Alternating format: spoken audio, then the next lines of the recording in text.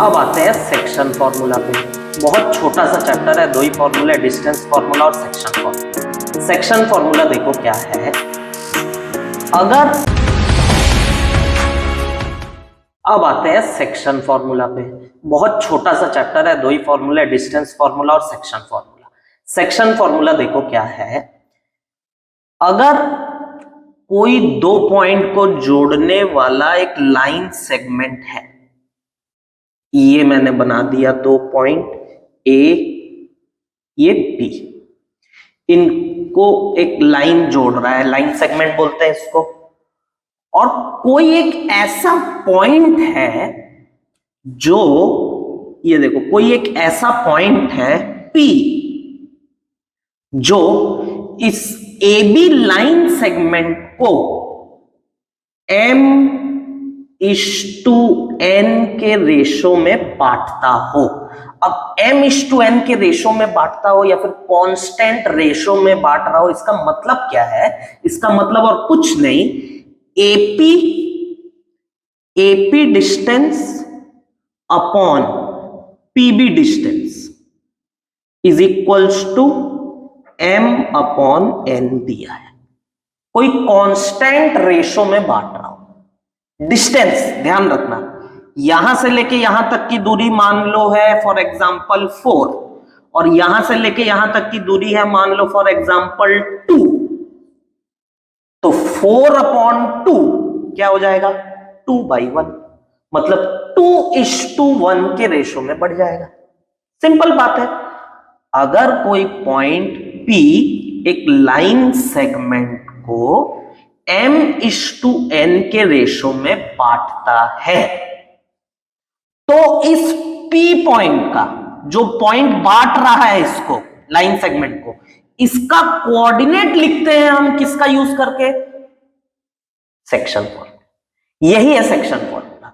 P point का coordinate बताता है, XY पॉइंट बताता है। Simple.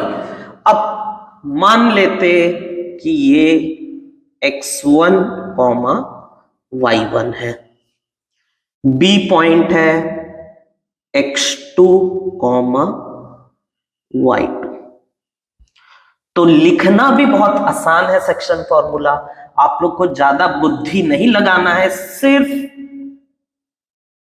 Cross multiply,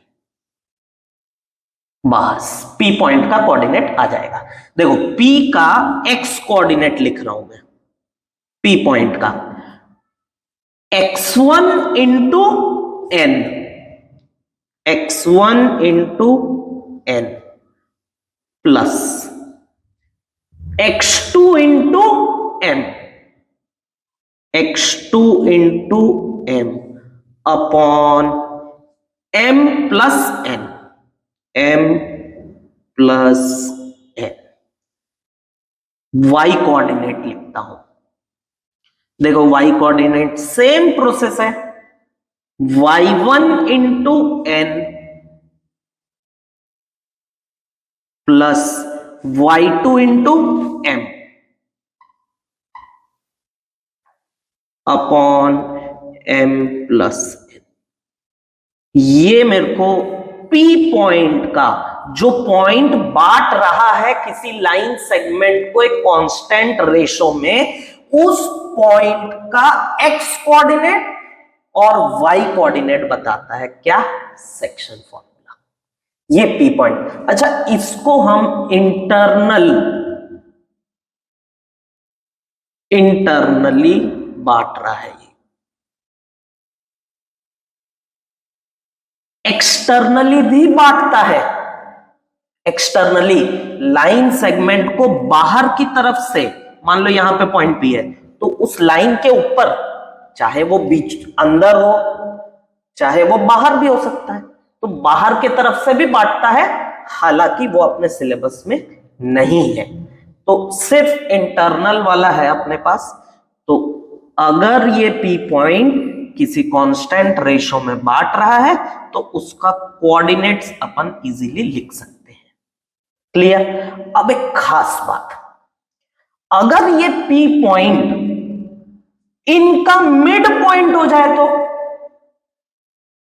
P point अगर इनका मिड पॉइंट हो जाए तो, मतलब इसका मतलब ये दूरी और ये दूरी बराबर हो जाए। If AP is equals to PB, तो उसका रेशो क्या आएगा? 1 आएगा, क्योंकि दोनों ही तो इक्वल है ना। हम रेशो कैसे लेते हैं? AP अपॉन PB लेते हैं। तो इसको मैं लिख सकता हूं AP अपॉन AP, कट जाएगा 1/1, मतलब m की वैल्यू भी 1, n की वैल्यू भी 1।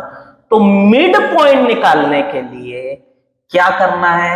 m और n की जगह 1 1 रख दोगे तो ये आ जाएगा x1 plus x2 divided by 2, y1 plus y2 divided by 2, midpoint. Then P is midpoint of AB.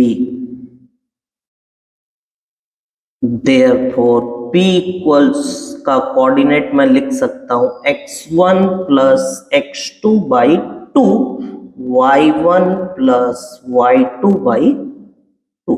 Simple. m और n की जगह 1 1 पुट कर दो, यही आ जाएगा। कुछ नहीं, दोनों को जोड़ दो, x x जोड़ दो डिवाइडेड बाई 2, y y जोड़ दो डिवाइडेड बाई 2। सिंपल फंडा है। तो P ये क्या बता रहा है सेक्शन फॉर्मूला? उस पॉइंट का कोऑर्डिनेट्स बता रहा है। कौन से पॉइंट का? जो पॉइंट किसी लाइन सेगमेंट को कांस्टेंट रेशो में बांटता हो, उस पॉइंट का कोऑर्डिनेट्स बता रहा है। AP upon PB equals to M upon N। ये है हमारा सेक्शन फॉर्मूला। देखो इसका एग्जांपल्स देखेंगे और अब इसके टाइप्स और क्वेश्चन की वैरायटी देखेंगे। ज्यादा कुछ है नहीं, फॉर्मूला ही है, इसको ध्यान में रखना है। और नहीं भी याद रहा तो ऐसा बना लेना और क्रॉस मल्टीप्लाई।